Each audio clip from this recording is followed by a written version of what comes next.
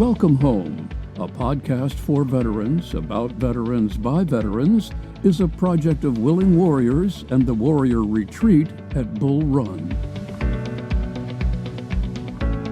Good morning. I'm Larry Zeliaks, Director of Culinary Services here at the Warrior Retreat at Bull Run, and today our guest is Dr. Lanny Snodgrass.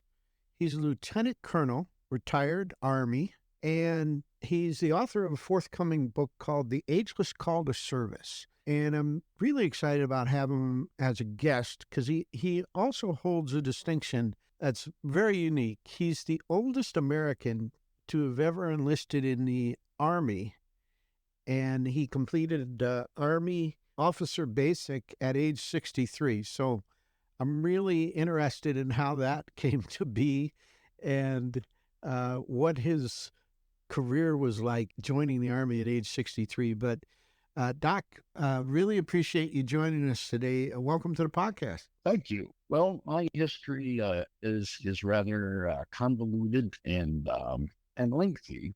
I have provided mental health care for military personnel, includes dependents, includes active duty, reservists, people that are veterans, for 45 years.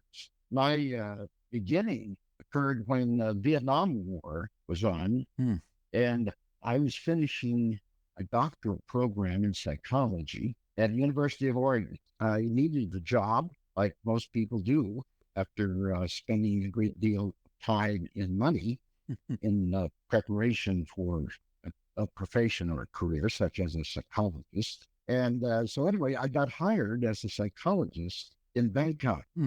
And this was a very interesting assignment, and of course, a very interesting cultural diversity, which I was intrigued by.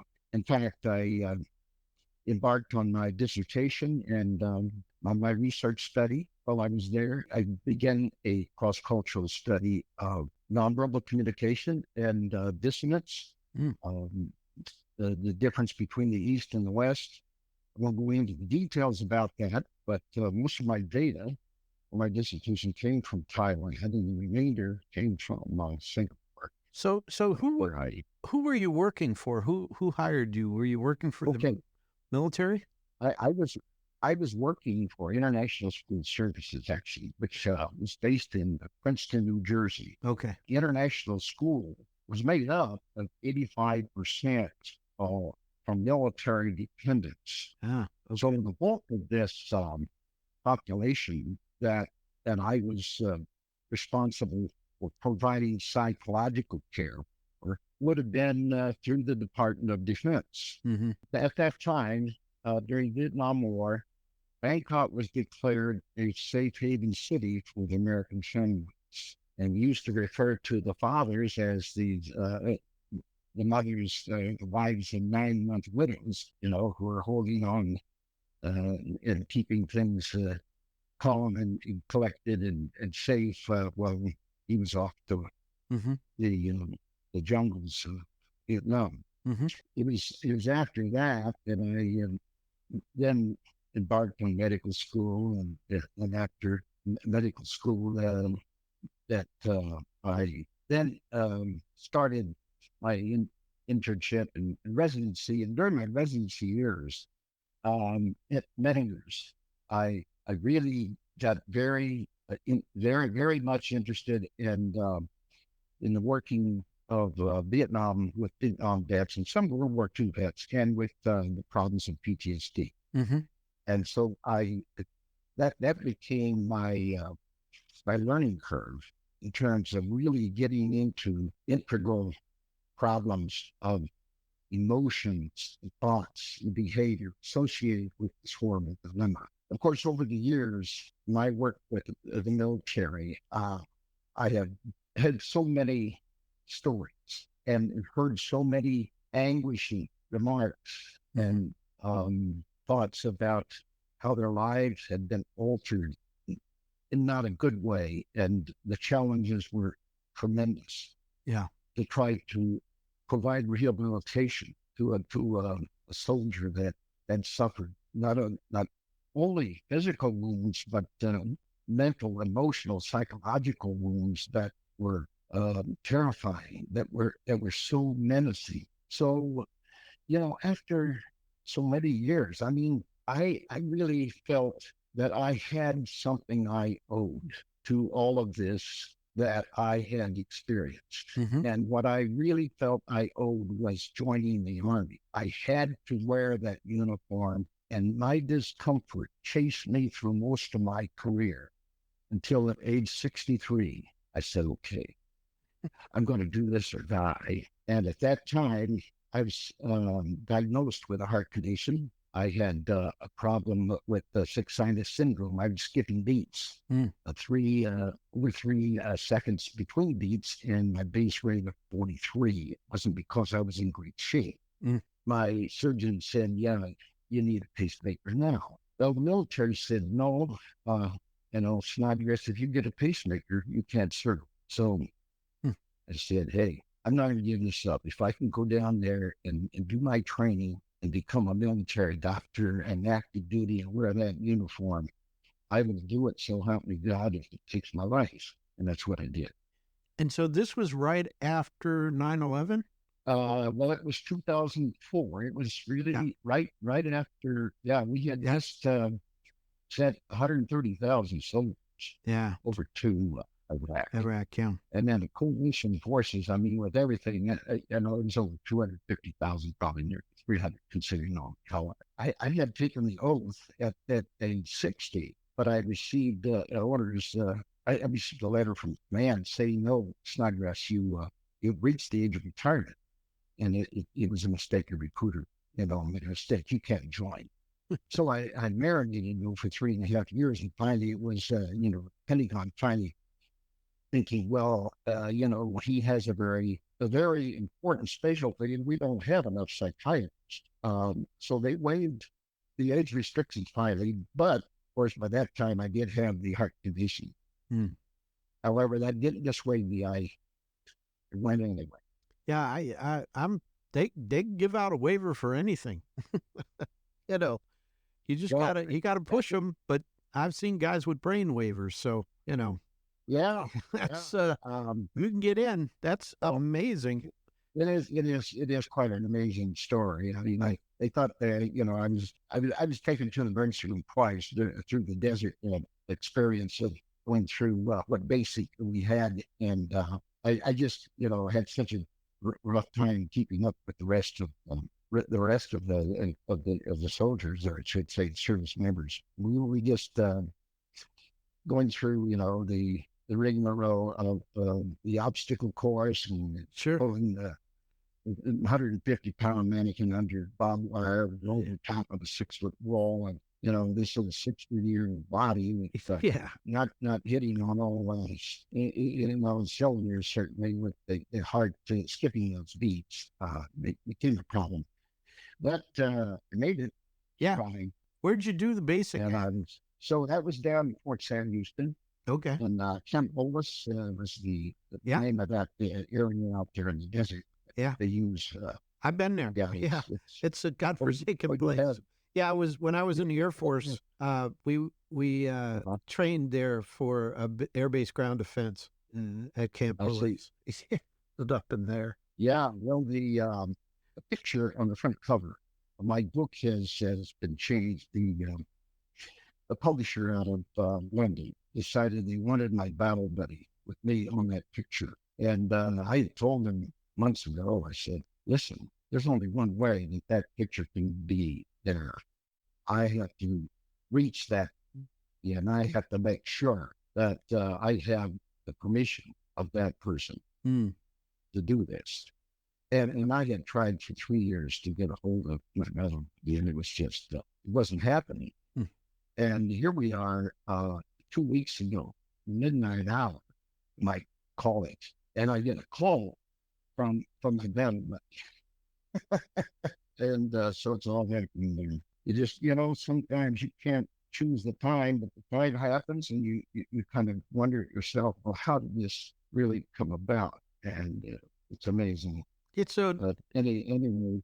Yeah. You finished up officer candidate school there, and What was your first assignment? Were you deployed right away, or? So, no, my first assignment was for Fort Riley, Kansas. Oh, another good one. Yeah, that was in 2004, 2005, Right. where I saw many young men that were coming into the military, some of them very naive, not really understanding what they had signed up for. Others were pretty much gung-ho. And I was involved in the early on taking care of referrals through mental health. Those individuals that were kind of on the line, they were marginal as to whether that they were going to really be fit for deployment.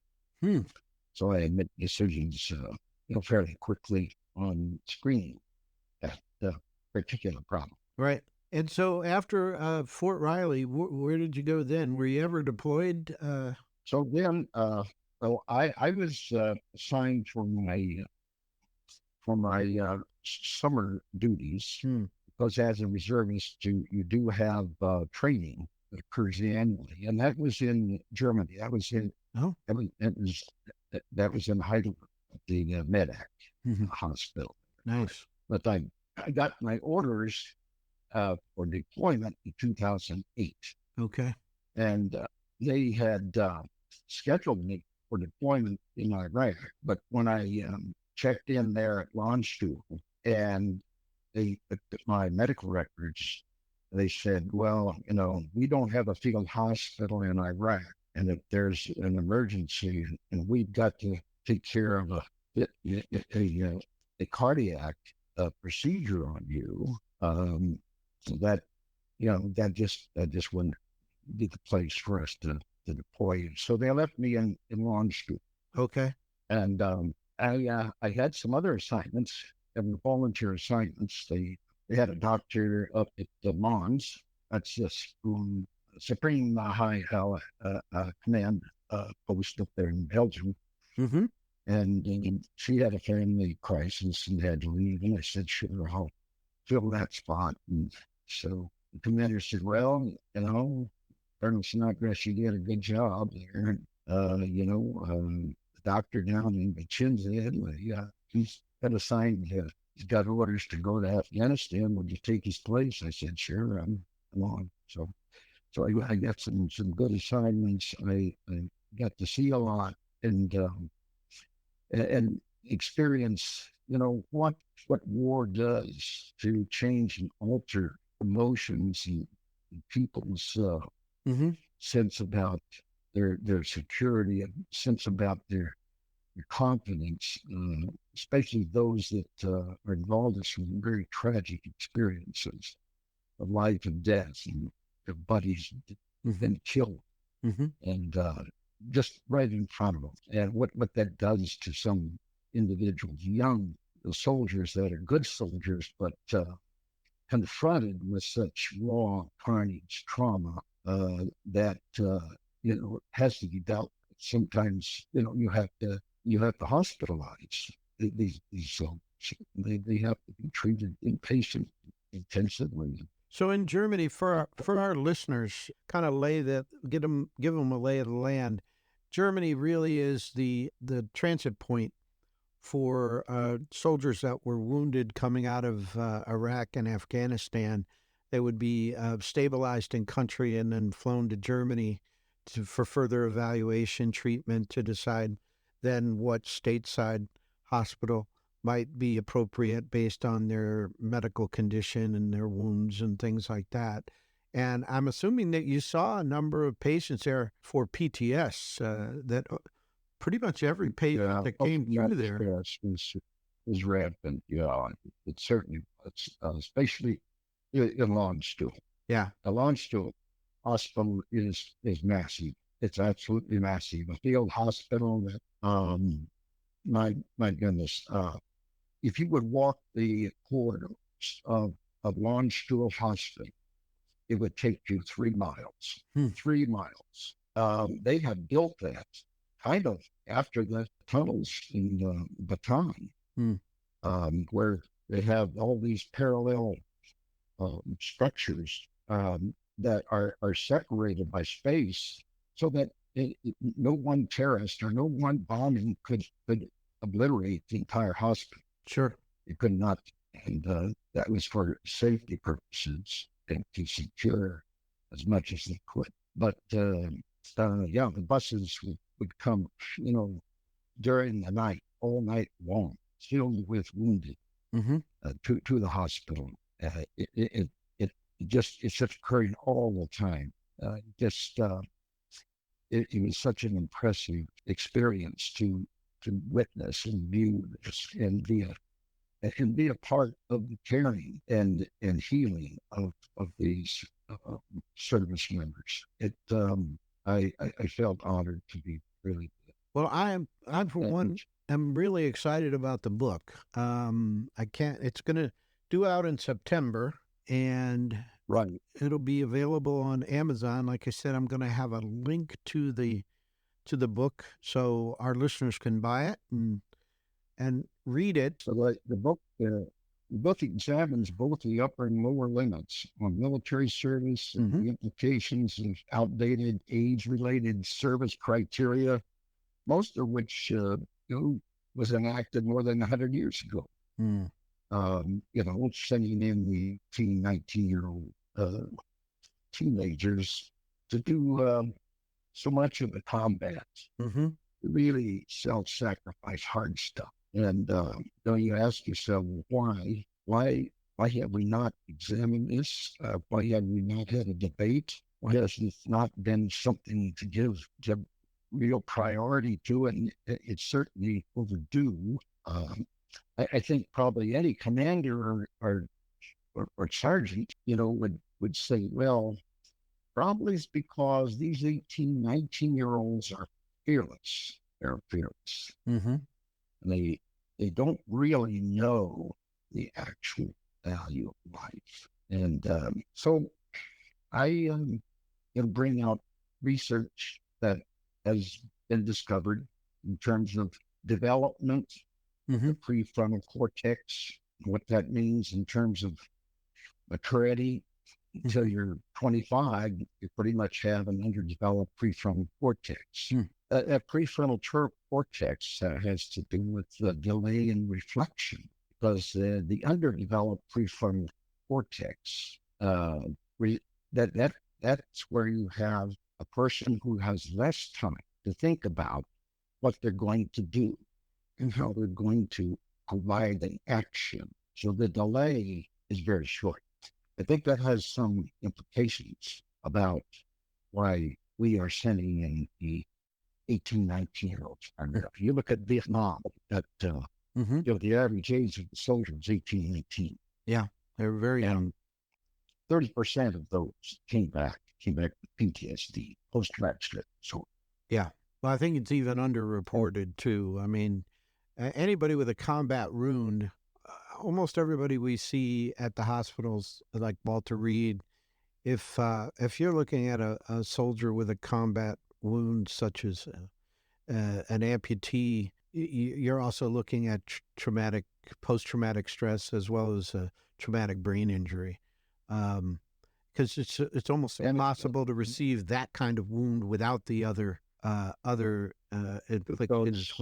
That is right. There's a very close correlation there. And when you look at the recent studies that show regarding post-traumatic stress disorder, they show that if you take someone under the age of 25 and put him into combat, that he has 7 times greater chance of developing PTSD as somebody who's 25 and older cohorts. And that if you add 2 more factors, one would be a troubled childhood, or child abuse, and the issue of innocence, meaning let's say that a collateral damage occurred and an innocent person was killed in that particular combat scenario.